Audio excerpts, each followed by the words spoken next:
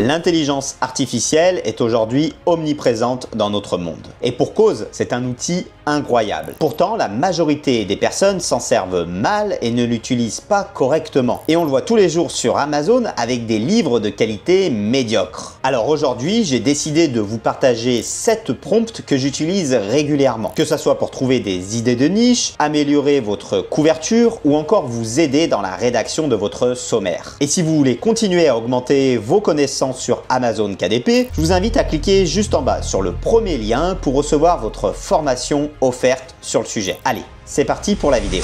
L'intelligence artificielle, aujourd'hui, elle est partout. On le voit sur Amazon KDP, de nombreux livres sont créés avec de l'intelligence artificielle, ou en tout cas, de nombreux auteurs s'en aident pour publier des livres. Alors que ça soit pour, par exemple, la recherche de mots-clés, la recherche de niche, la création d'un sommaire, ou encore la création d'une couverture, l'intelligence artificielle, aujourd'hui, elle est partout dans notre monde, et notamment sur Amazon KDP. Alors dans cette vidéo, j'avais envie de vous présenter 7 prompts que j'utilise régulièrement.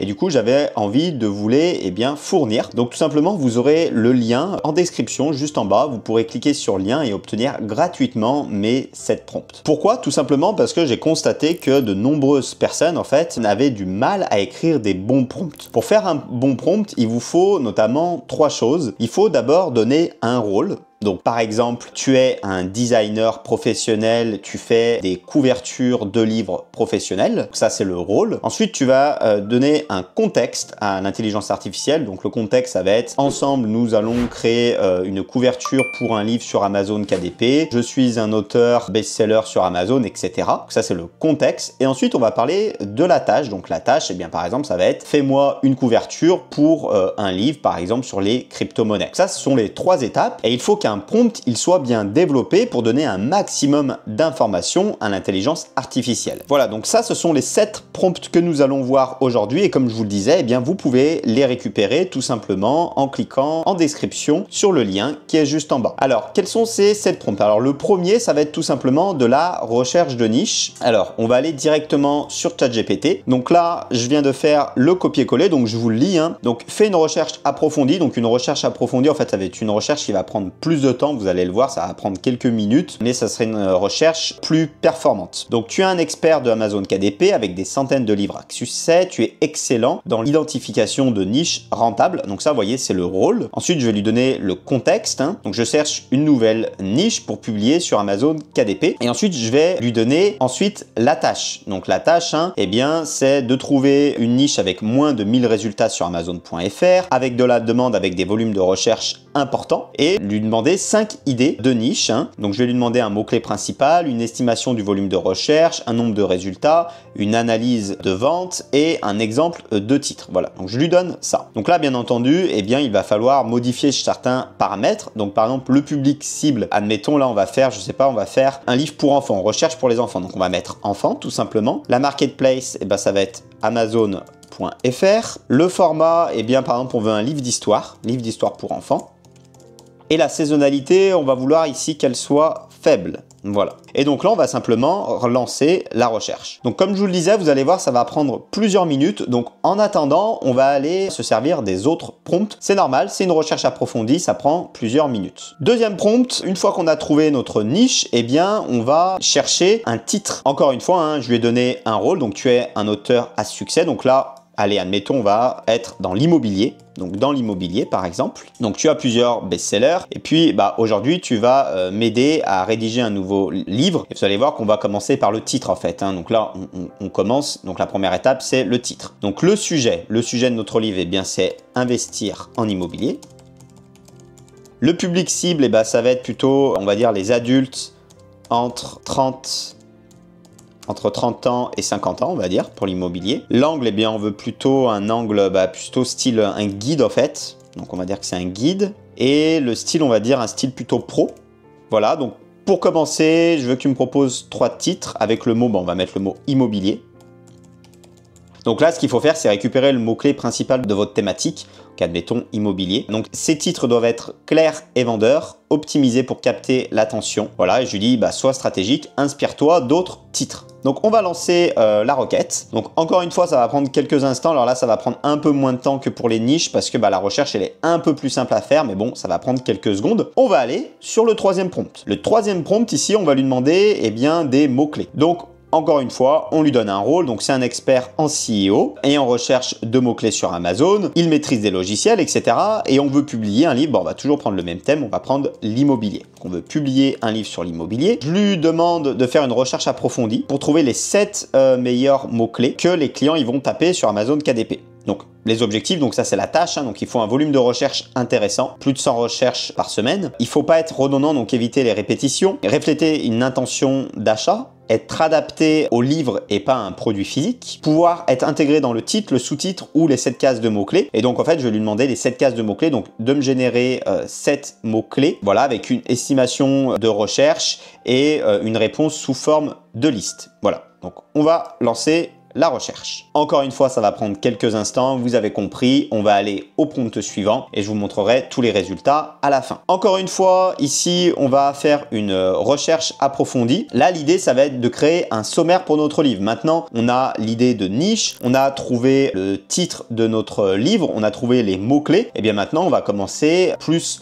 côté un petit peu rédaction, réflexion du contenu intérieur. Et donc là, on va parler du sommaire. Donc, on va toujours être sur l'immobilier, dans le domaine de l'immobilier. Alors à chaque fois, rôle, contexte, tâche, etc. Les prompts sont conçus de la même façon. Le sujet, ça va être investir dans l'immobilier. La cible, eh bien, ça va être encore une fois plutôt les adultes de 30 à 50 ans. Le style et le ton, alors on va toujours mettre style pro. Le format du livre, là on va être plutôt sur une sorte de guide.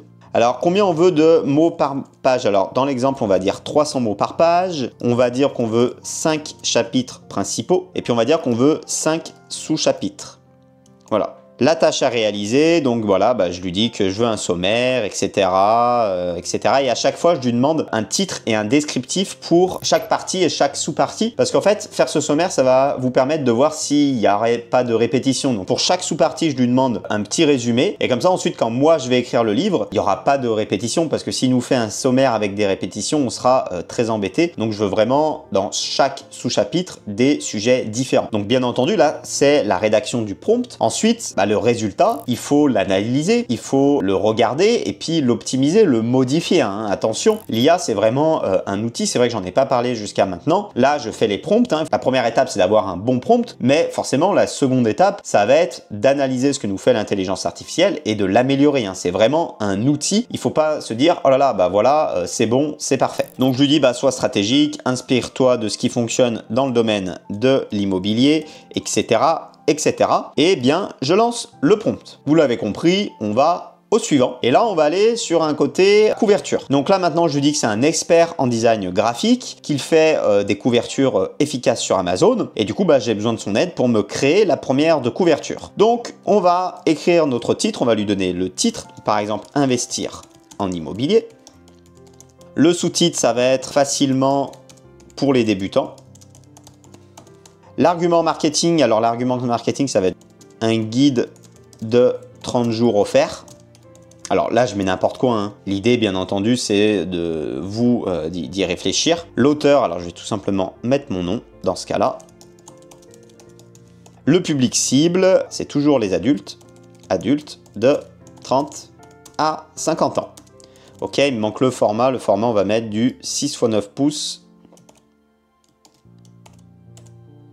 Ok, donc après je lui donne la tâche précise, donc je veux quelque chose de professionnel, un titre bien visible, impactant avec une bonne typographie, une illustration graphique ou une photo, l'utilisation de textures de dégradé en arrière-plan et le respect des standards de KDP bien entendu. Et je lui dis de générer la couverture. Voilà, je lance la couverture. Le prompt suivant, alors là on va pas pouvoir le faire tout de suite, je vous le lis quand même, je vous en parle un petit peu et on le fera juste après. Donc là en fait c'est tout simplement une analyse de couverture. Donc son rôle c'est d'être un expert graphique et du coup le contexte, j'aimerais qu'il analyse une de mes couvertures. Donc ce qu'on fera, eh bien on lui fera analyser la couverture qu'il est en train de me générer. Donc ce que je veux, c'est des suggestions concrètes, une note qui tienne compte de la compétition qu'elle est importante sur Amazon. Et surtout, je lui dis, ça c'est très important, je lui dis, j'attends une expertise professionnelle et sans complaisance. Parce que l'IA a tendance à être toujours gentille avec vous. Donc si vous lui dites donne-moi un avis sur ma couverture, eh bien l'IA va dire ah c'est génial comme couverture. Donc il faut lui dire finalement d'être critique, de ne pas être complaisant et de ne pas être gentil avec vous si vous voulez une vraie analyse. Ça on le fera juste après. Et le dernier prompt, alors là c'est un prompt un petit peu différent, c'est un prompt pour faire des livres de coloriage. Donc ça peut être une solution si vous voulez faire des livres pour enfants par exemple. Donc qu'est-ce que je lui ai dit? Je lui ai dit c'était un illustrateur professionnel, qu'il va m'aider à faire un livre de coloriage dessiné aux 4-7 ans. Donc là, on lui donne le thème. Donc là, j'ai mis l'espace. Ensuite, je lui donne un peu plus d'infos sur la tâche. Donc chaque illustration doit être sans fond, sans ombre, en format PNG. Les dessins doivent avoir un trait épais, bien visible. Le style,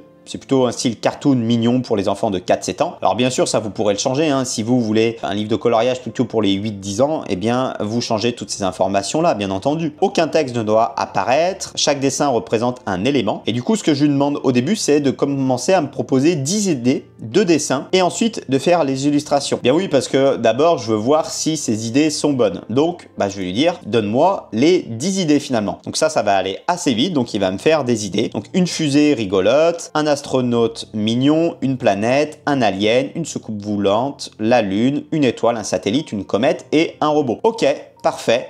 Donc ça me va très bien. Donc je lui dis oui.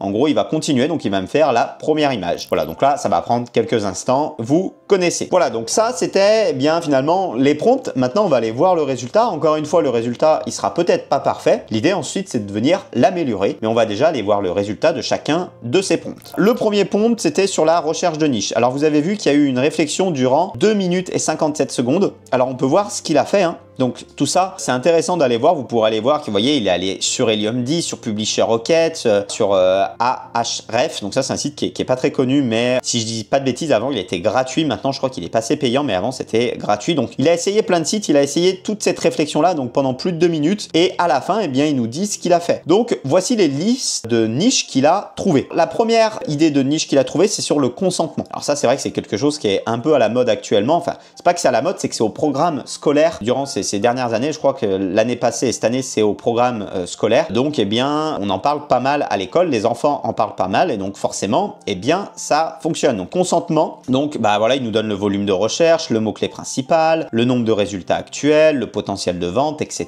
etc. Donc, c'est plutôt pas mal pour une première niche. Attention quand même, petite alerte, ça sera quand même moins précis ce qu'on fait là qu'une recherche manuelle que vous feriez avec des outils comme Helium 10 ou Bookbeam. D'ailleurs, je vous mets le lien de Bookbeam en description juste en bas parce que eh bien vous avez une remise, vous avez 15% en prenant mon code promo donc, si vous êtes intéressé. Donc certes, ça sera moins performant que ces outils-là, mais finalement pour ceux qui n'ont pas les moyens de se payer un outil comme Helium 10 ou pour Bookbeam, eh bien ça va vous permettre quand même de gagner du temps et d'avoir une première aperçu. Donc c'est pas parfait, c'est pas encore parfait, mais le résultat est quand même tout à fait cohérent. Donc pour ceux qui n'ont pas les moyens de prendre des logiciels pro, vous pouvez utiliser cette fonctionnalité. Voilà, donc ça c'est la première niche. Deuxième niche, c'est gestion du temps d'écran. Alors autant la première niche, je trouve que c'est assez pertinent. La deuxième, je trouve que là, c'est moins pertinent. Volume estimé, vous voyez, il me dit entre 2000 et 4000. J'ai du mal à le croire. On pourrait aller vérifier avec Helium 10 ou Bookbeam. Donc il dit qu'il y a pas mal de résultats actuels, entre 400 et 800. Donc c'est pas énorme. Il y a un beau potentiel de vente, etc. Et il me donne des concepts aussi à créer. Donc ça, c'est intéressant à vérifier avec des outils comme Helium 10, Bookbeam. Moi, ça me semble un peu surévalué comme idée. Troisième idée, TDAH expliqué aux enfants. Donc le volume entre 900 et 2000, le nombre de résultats entre 200 et 500, un bon potentiel de vente et il me donne des concepts à créer. Donc là, la niche, pour moi, elle est plutôt pas mal, plutôt intéressante. En volume de recherche, encore une fois, il faudra aller voir sur les outils comme Bookbeam, Helium 10, mais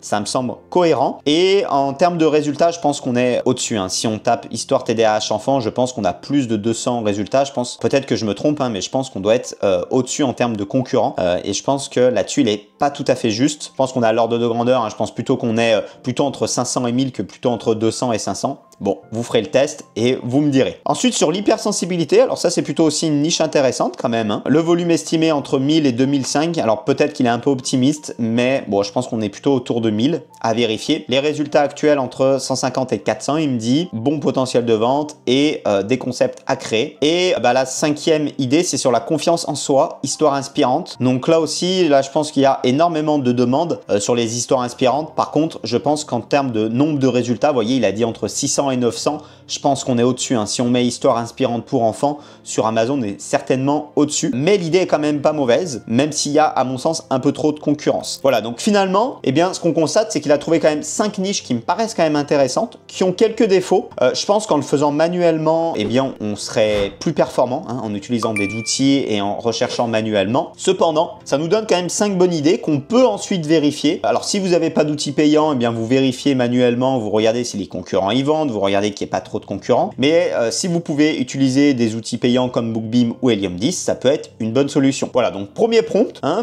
finalement, ça marche plutôt pas mal. C'est pas parfait, on voit qu'il y a quand même des erreurs, mais ça marche quand même pas mal. Deuxième prompt, ici, eh bien, on était sur de la recherche de titres finalement. Donc voici les 3 propositions qu'il nous a fait. Donc immobilier, le guide pro 2025, de 0 à votre premier bien rentable. Immobilier locatif pro, la méthode 90 jours pour un cash flow positif. Immobilier sans apport, investir, financer et sécuriser vos deals même en partant de 0. Alors dans l'ensemble, je trouve plutôt ça pas mal, ça donne quelques idées. Pourquoi pas utiliser ce genre de titre en l'améliorant encore une fois, hein. L'idée c'est de se servir de l'IA comme un outil. On va aller voir le 3e prompt maintenant sur de la recherche de mots-clés. Alors il nous a trouvé 7 mots-clés. Donc il nous a mis investissement immobilier, immobilier locatif, rendement locatif, location meublée LMNP, achat-revente immobilier, investir en SCPI, investir immobilier sans apport. Alors ça semble plutôt être des bons mots-clés a priori. Encore une fois, il faudrait le vérifier bien sur les outils BookBeam, Helium 10 pour vraiment prendre les meilleurs mots-clés. Mais là, comme ça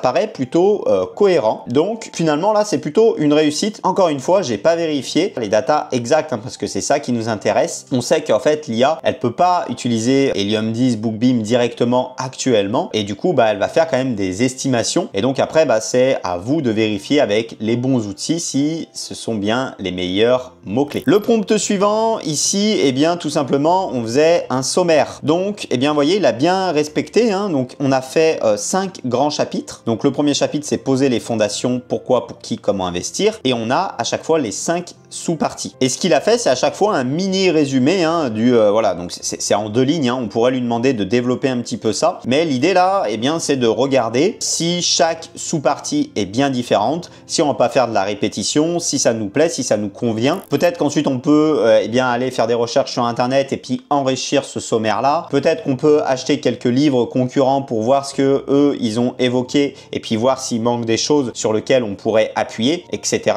etc. Encore une fois, le travail est plutôt bien fait, mais il faut pas hésiter à venir l'enrichir, le compléter, l'améliorer. Et si ça vous convient pas, lui dire à ChatGPT dans ce cas-là, ça ne me convient pas, et vient le modifier. L'étape suivante, c'est la couverture. Alors on lui a demandé de faire une couverture sur l'immobilier. Alors bon, la couverture là pour moi c'est moyen quand même. Alors elle respecte quand même les gros codes d'Amazon, hein. On a un gros titre bien visible, on n'a pas trop de couleurs, on n'a pas trop de police, etc., etc. On a un petit bonus ici, mais bon, selon moi c'est quand même très moyen. Si je devais mettre une note à cette couverture, peut-être que je lui mettrais, allez, si je mets une note sur 20, allez, je lui mets juste la moyenne, je lui mets 10 sur 20, mais pas plus, parce que tout simplement ça respecte les codes d'Amazon, donc on peut lui mettre la moyenne, mais bon, c'est pas une couverture qui fera un best-seller, ça, parce que la couverture elle a rien de très folichon. Donc des fois ça marche vraiment très bien, on a vraiment des très belles couvertures. Là je pense qu'on aurait pu faire mieux. Bon, c'est encore une fois, ça respecte les codes, mais je pense qu'on pouvait faire mieux. Prompt suivant, là je vous rappelle que c'était l'analyse de la couverture. Donc maintenant on a la couverture et on va simplement la rajouter au prompt et il va nous analyser la couverture. Comme je vous disais, moi je lui ai plutôt mis une note de 10 sur 20, pas plus, parce que ça manque de texture en arrière-plan.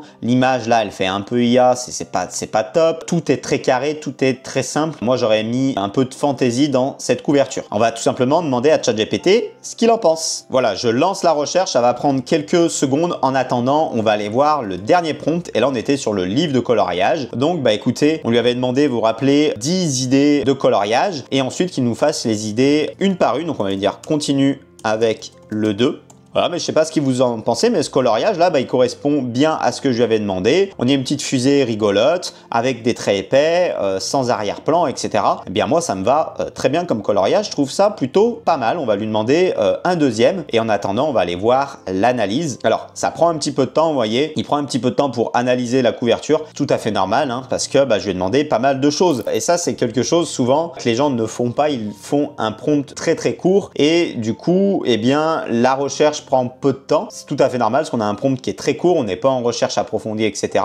Mais le résultat est très moyen. Si la réflexion est plus longue, eh bien, souvent, vous aurez un résultat qui sera bien meilleur. Voilà, il vient du coup de terminer l'analyse, en tout cas, il est en train de la compléter. Alors, il nous donne les points forts, hein. Donc un titre bien visible, je vous avais dit, le titre bien visible, ça c'est bien. La palette de couleurs plutôt efficace, c'est vrai. C'est plutôt propre, oui, c'est vrai. Alors, la faiblesse, on a le visuel. Donc, ce que je vous disais, hein, cette maison dans la main, c'est pas terrible. Un sous-titre trop générique, ok. La pastille, effectivement, la pastille, elle est pas très belle. On a beaucoup de texte, c'est vrai qu'on a ce côté, eh bien, avec du texte très carré, ça alourdit un peu la couverture. Ok, donc il me dit des améliorations concrètes, hein. Voilà, donc améliorer le visuel principal, la typo, la couleur, etc. Et ensuite, il va me donner la note. Donc là, il nous donne plein d'informations. Donc, deux solutions. Soit vous allez sur votre logiciel de design et vous améliorez votre couverture existante en prenant compte des informations qu'il nous a données, soit vous lui demandez tout simplement d'apporter les modifications à cette couverture. Et ça, il le faut plutôt bien. Il va du coup améliorer votre couverture grâce à tout ce qu'il vient détecter